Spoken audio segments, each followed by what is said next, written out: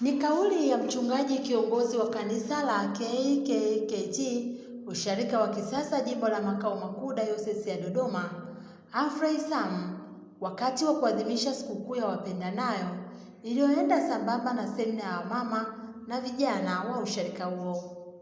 Kanisa linawahitaji sana mabinti hao na linawahitaji katika nyanja mbalimbali.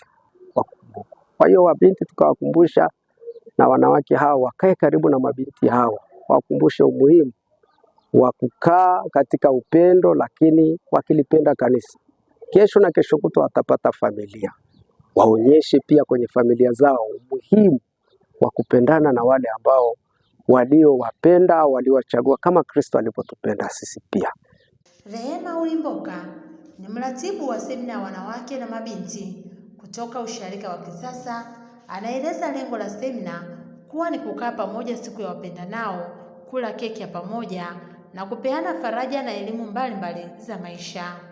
Lengo la semina yetu ni nini?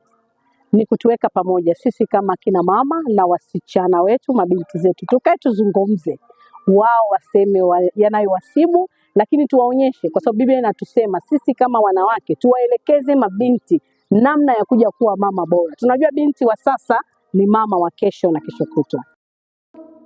Nao washiriki wa semina hiyo akiwemo mwenyekiti wa kina mama Susan Manga wanaeleza namna walivyonufaika na semina hiyo, hasa kudumisha upendo kwa familia zao. Kama neno linavyotuambia katika Zaburi 133 kwamba tazama ilivyo vema ndugu akikaa pamoja kwa pamoja, ni kama mafuta mazuri yashukayo kichwani mwa Haruni.